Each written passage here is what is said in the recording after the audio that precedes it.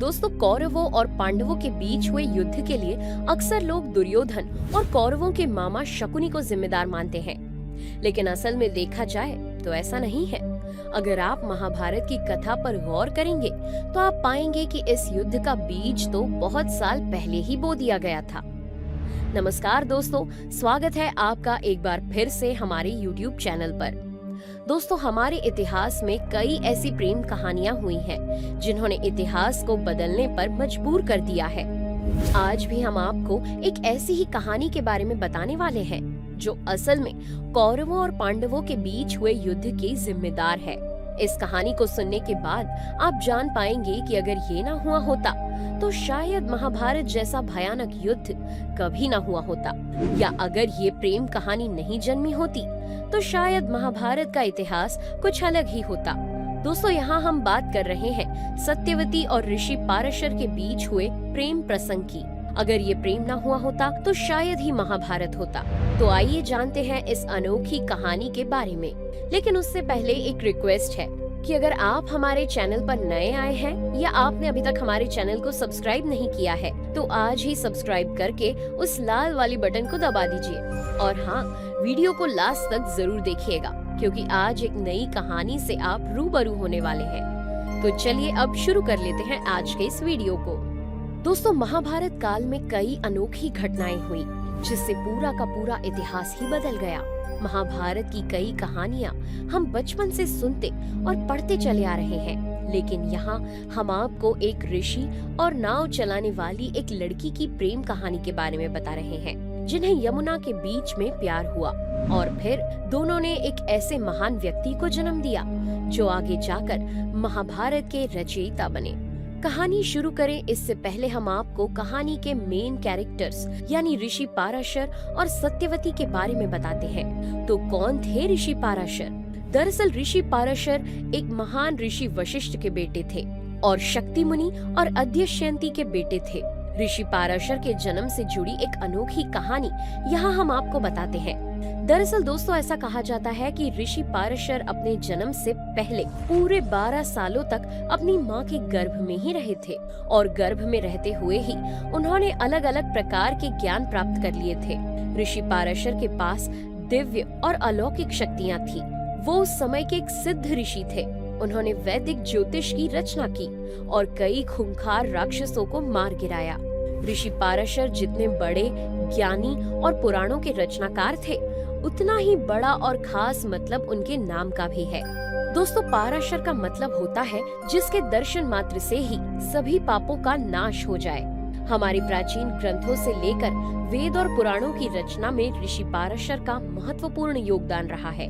अब जानते हैं इस कहानी की हीरोइन यानी सत्यवती के बारे में। तो आइए जानते हैं कौन थी सत्यवती। दोस्तों, सत्यवती को एक अप्सरा ने जन्म दिया था। उस अप्सरा को मछली बने रहने का श्राप मिला था, इसलिए सत्यवती के शरीर से हमेशा मछली की बदबू आती रहती थी। हालांकि सत्यवती बहुत खूबसूरत थी, लेकिन उससे आने वाली वो गंध उसकी खूबसूरती में परेशानी खड़ी करती थी और उसकी इसी गंध की वजह से उसे गंधवती भी कहा गया। सत्यवती का पालन पोषण एक केवट यानी नाव चलाने वाले ने किया था। आइए अब जानते हैं कि ऋषि पाराशर और सत्यवती की मुलाकात कैसे हुई। पौराणिक मान्यताओं के अनुसार ऐसा कहा जाता है कि एक बार ऋषि पाराशर को यमुना पार करनी थी। इसके लिए वो एक नाव में सवार हुए और उस नाव को उस दिन सत्यवती ही चला रही थी, जबकि अन्य दिनों में उस नाव को सत्यवती के पिता चलाया करते थे, लेकिन उस दिन सत्यवती ही नाव को चला रही थी। अब ऋषि पाराशर ने जैसे ही नाव चला रही सत्यवती के रूप को देखा, वो उसके दीवाने हो गए क्योंकि सत्यवती थी ही बहुत खूबसूरत। इसलिए ऋषि पाराशर को नाव पार करते समय यमुना के बीचों बीच ही एक ही मुलाकात में सत्यवती से प्रेम हो गया, जिसके बाद ऋषि पाराशर रह नहीं पाए और उन्होंने सत्यवती के रूप की प्रशंसा करते हुए सत्यवती के सामने सहवास का प्रस्ताव रख दिया। अब ये सुनकर सत्यवती हैरान रह गई और ऋषि पाराशर के इस प्रस्ताव को मानने से इनकार कर दिया। लेकिन ऋषि पाराशर सत्यवती पर इस कदर मोहित हो चुके थे कि वो सत्यवती से बार बार सहवास की बात कहने लगे। सत्यवती ने कहा कि ये धर्म के विरुद्ध है और मैं धर्म के विरुद्ध कोई भी काम नहीं करूंगी। और शादी से पहले तो मैं इस तरह का गंदा काम कभी नहीं करूंगी। जिसके बाद एक पल को ऋषि पाराशर ने सत्यवती की बात को समझा, लेकिन फिर भी उसके सामने बार बार इस प्रस्ताव को रखते रहे और ऋषि के बार बार कहने पर सत्यवती भी ऋषि पाराशर के साथ संभोग करने के लिए मान गई। लेकिन उसने ऋषि के सामने कुछ शर्तें रखी। आइए अब आपको बताते हैं सत्यवती की वो शर्तें जिनके बाद हुआ था सत्यवती और ऋषि पाराशर का मिलन। ऋषि पाराशर के बार बार कहने के बाद आखिरकार सत्यवती सहवास के लिए तैयार तो हो गई, लेकिन सत्यवती ने ऋषि के सामने 3 शर्तें रख दी। सत्यवती ने कहा कि अगर ऋषि इन शर्तों को पूरा करते हैं तो वो उनके साथ सहवास के लिए तैयार है। ऋषि ने भी शर्तों को पूरा करने का वचन दिया। अब सत्यवती की पहली शर्त थी कि उन्हें सहवास करते हुए कोई न देखे।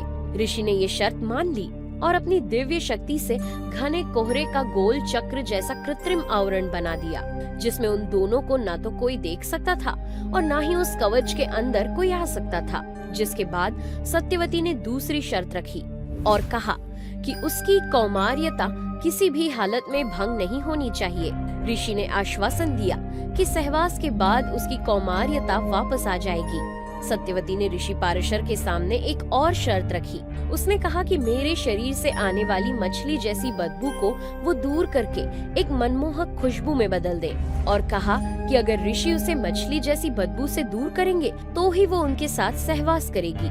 और क्योंकि ऋषि के पास दिव्य शक्तियाँ थी तो ऋषि ने तुरंत उसकी बदबू दूर कर दी और उसके शरीर से फूलों की खुशबू आने लगी। सत्यवती की सभी शर्तें पूरी होने के बाद वो ऋषि पाराशर के साथ सहवास के लिए तैयार हो गई और इस तरह उसी काले अंधेरे से घिरे गोल चक्र में दोनों के बीच संबंध बना। दोनों के बीच हुए संबंध के बाद समय बीता और फिर सत्यवती ने एक बेटे को जन्म दिया। और आपको बता दें कि सत्यवती ने जिस बेटे को जन्म दिया, इसने ही बाद में महाभारत की रचना की। जी हाँ, हम बात कर रहे हैं वेद व्यास की, जिन्होंने महाभारत को लिखा और जो सत्यवती और ऋषि पाराशर के बीच हुए इस संभोग का साक्षी बने। लेकिन दोस्तों, बेटे के जन्म के बाद इस बेटे को गोद में खिलाने का सुख सत्यवती को नहीं मिला, क्योंकि ऐसा कहा जाता है कि जन्म होने के तुरंत बाद ही ये बच्चा बड़ा हो गया और फिर एक सुनसान द्वीप या पहाड़ पर तपस्या करने के लिए चला गया। तपस्या के दौरान उसका रंग काला हो गया, इसलिए उसे कृष्ण द्वैपायन भी कहा जाने लगा। द्वैपायन उस द्वीप का नाम था। बाद में कृष्ण द्वैपायन ने वेदों का वर्णन किया, इसलिए वे वेद व्यास के नाम से विख्यात हुए।